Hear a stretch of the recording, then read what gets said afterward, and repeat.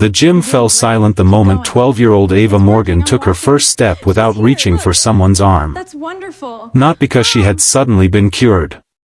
Not because some impossible miracle had happened. But because a stranger who had nothing to gain had quietly spent months helping a little girl believe in herself again. Across the room, Ava's mother covered her mouth as tears streamed down her face. The billionaire businesswoman who had negotiated billion-dollar deals without blinking couldn't stop crying over one small step. And the man standing beside Ava wasn't a famous doctor. He wasn't a celebrity. He wasn't even wealthy. He was Ethan Brooks, a widowed single father who repaired playground equipment for the city and believed that sometimes the greatest gift you could give another person was simply refusing to give up on them. What happened between their two families would change every one of their lives forever. Every weekday morning, Ethan Brooks woke before sunrise in his small home outside Madison, Wisconsin. The house wasn't fancy. Its paint needed touching up. The porch creaked. The kitchen cabinets had been repaired so many times they looked like a patchwork quilt. But it was filled with laughter. 7-year-old Lucy, Ethan's daughter, loved dancing while brushing her teeth, singing songs with completely made-up lyrics that somehow made every morning feel brighter. After losing his wife, Rachel, to an unexpected illness 4 years earlier, Ethan had learned that happiness didn't come from perfect circumstances. It came from choosing love, even on difficult days. He packed Lucy's lunch every morning with little handwritten notes. Sometimes they were jokes. Sometimes encouraging words. Sometimes simple reminders. You make the world kinder just by being yourself. Lucy collected every note in a shoebox under her bed. She called it her treasure chest. Ethan's job was unusual.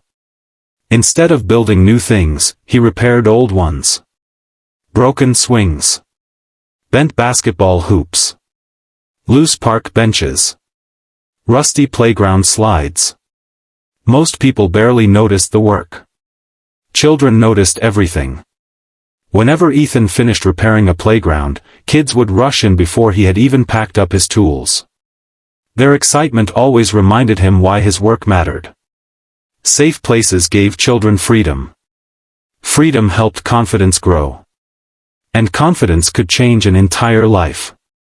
One Tuesday afternoon, Ethan received an unexpected assignment. The city had partnered with Morgan Foundation Children's Rehabilitation Center to renovate their outdoor therapy garden. The foundation had donated millions to children's health care. Its founder, Claire Morgan, had become one of the youngest self-made billionaires in America after creating a successful medical technology company. Although magazines often described Claire as powerful and intimidating, Ethan wasn't thinking about billionaires.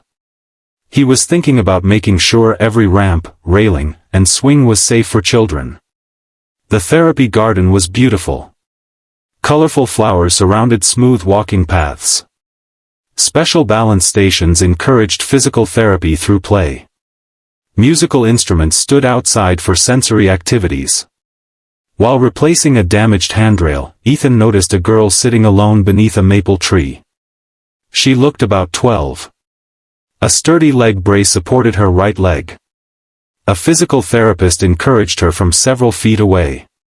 You can try again whenever you're ready. The girl stared at the path without answering. Later that afternoon, Ethan learned her name. Ava Morgan. Claire's daughter. Born with a neurological condition that affected muscle coordination and balance.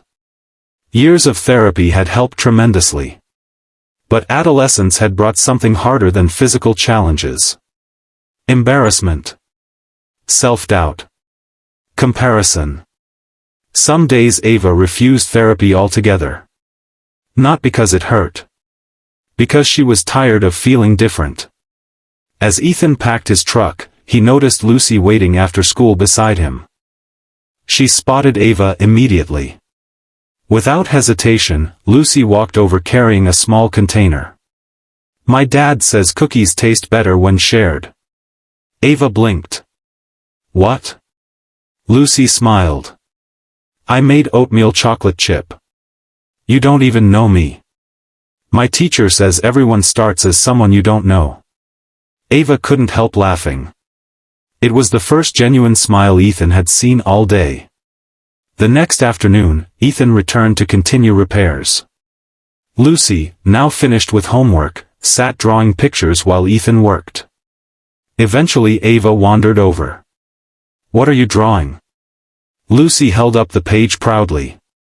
"A superhero. She has braces on both legs." "Yep." "Why?" Lucy shrugged. "Heroes have all kinds of bodies." Ava stared quietly. No one had ever said something so ordinary. So simple. So freeing. Over the following weeks, Ethan's project continued. Whenever work slowed, he noticed something remarkable. Lucy never treated Ava like someone fragile. They played card games. Painted rocks. Made up ridiculous stories. When Ava became frustrated during walking exercises, Lucy simply adjusted the game. If walking today is hard, she'd say, let's see who can tell the funniest joke while sitting down. No pity. No awkwardness. Just friendship. One afternoon, Ethan overheard Ava whisper something that stayed with him. "I don't think I'll ever be normal." He set down his wrench. After asking permission to join the conversation, he sat beside her. "You know what I repair every day? Playgrounds." "Exactly." He pointed toward a swing. "See that?" She nodded. When kids see a broken swing, they think the swing is useless. But I see bolts that need tightening." She looked confused. "I've learned something over the years." "What?" "Broken and unfinished aren't the same thing." Ava looked at her brace. "You think I'm unfinished?" "I think you're still becoming who you'll be." Unknown to Ethan, someone had witnessed the conversation. Claire Morgan. She had arrived quietly after a business meeting. Instead of interrupting, she watched from inside the building. For months she'd spent enormous amounts of money searching for specialists. The best clinics. The newest treatments. The most advanced equipment. Yet somehow this maintenance worker had given her daughter something no money had managed to provide. Hope. The following week Claire introduced herself. "I've been meaning to thank you." Ethan smiled politely. "For the playground project?" "For seeing my daughter before seeing her diagnosis." He wasn't sure what to say. "I just treated her like a kid." Claire looked away briefly. "You'd be surprised how rare that is." As weeks became months, Ava's attitude toward therapy slowly changed. Not overnight. Not magically. Some sessions were still frustrating. Some days ended in tears. But she stopped measuring success by perfection. Instead, Ethan encouraged tiny victories. One extra step. One additional minute. One brave attempt. Progress, he often reminded her, whispers before it shouts. Claire began noticing changes beyond therapy. Ava laughed more. She asked to visit the garden. She invited classmates over for the first time in nearly 2 years. She even joined the school's art club after Lucy insisted they both enter a community mural contest. Confidence, Claire realized, was healing places medicine couldn't reach alone. One evening Claire visited Ethan's modest home. She expected to discuss donating money to thank him. Instead she found him helping neighborhood children repair old bicycles in his garage. No cameras. No publicity. No social media. Just kids learning how to fix chains, patch tires, and believe they were capable. "You do this every week?" He nodded. "My wife started it. And after she passed? I figured kindness shouldn't end because grief begins." Claire sat quietly. Those words settled deeply inside her. Eventually Claire offered Ethan a generous financial gift. Enough to pay off his home. Enough to transform his life. He thanked her sincerely. Then surprised her. I can't accept this. You've changed my daughter's life. I didn't do it alone. What do you mean? Ava did the hard work. Claire insisted. He declined again. Finally Ethan offered another idea. If you really want to help. She waited. Expand the therapy garden. Include children whose families can't afford extra programs. Claire smiled. You'd rather help strangers than yourself? Ethan answered softly. My daughter already has enough. Claire glanced around the tiny kitchen. It certainly wasn't luxurious. But she understood. He wasn't talking about money. The expansion project began 6 months later. This time Ethan wasn't hired simply as a contractor. He helped design it. Children with different mobility needs tested equipment before installation. Parents offered suggestions. Therapists contributed ideas. Every voice mattered. The finished garden became a place where children of all abilities played together instead of separately. Then came the annual community celebration. Families gathered to celebrate the new space. Children raced, rolled, skipped, and laughed across the colorful pathways. Ava had prepared something she hadn't told anyone. She wanted to walk independently across the central garden path. Not because someone demanded it. Because she wanted to prove something to herself. The crowd grew quiet. Claire stood at one end of the path, nervous. Physical therapists remained nearby in case assistance became necessary. Ethan knelt beside Ava. You don't owe anyone this. I know. You can stop whenever you want. I know. What are you trying to prove? Ava smiled. That I stopped believing impossible things about myself. He looked puzzled. I used to believe I'd never be brave. She took one careful step. Then another. Slowly. Deliberately. Not perfectly. But confidently. People watched without cheering. Without creating pressure. Just quietly supporting her. Halfway across, Ava wobbled. She steadied herself. Kept going. When she finally reached the end, Claire wrapped her daughter in the longest hug either of them could remember. She cried openly. Not because Ava had walked. Because for the first time in years, she had seen joy replace fear in her daughter's eyes. During the celebration, reporters approached Claire expecting comments about the Foundation's newest project. Instead, she pointed toward Ethan. They're asking the wrong person. The reporters looked confused. Claire continued. People always ask how much money changes lives.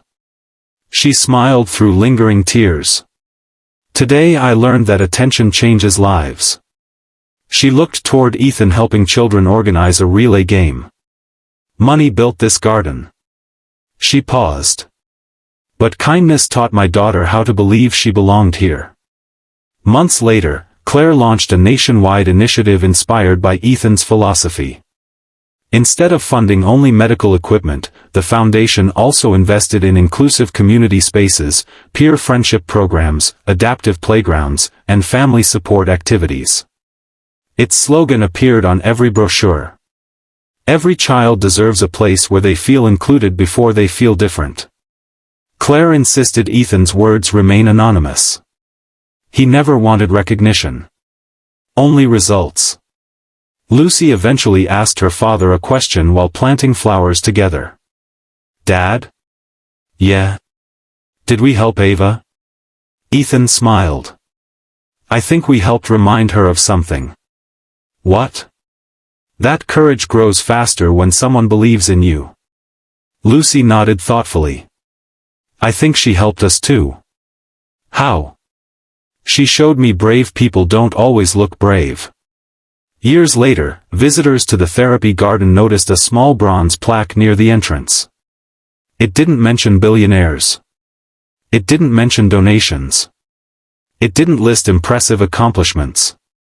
Instead it read, "The strongest communities are built one act of kindness at a time. Every person who enters here has something valuable to give someone else." Children rarely stopped to read it. Adults often did. Many left thinking about someone who had quietly believed in them during difficult seasons of life. Someone who had offered encouragement instead of judgment. Patience instead of pressure. Hope instead of pity. Because life's greatest transformations don't always begin with extraordinary resources. Sometimes they begin with an ordinary person who chooses to see possibility where everyone else sees limitation. And sometimes the most unforgettable gift isn't fixing someone's problems. It's reminding them they were never defined by those problems in the first place. That is the quiet power of kindness. It doesn't erase every obstacle. It simply gives people the courage to keep taking the next step. And sometimes, one step is enough to change an entire life.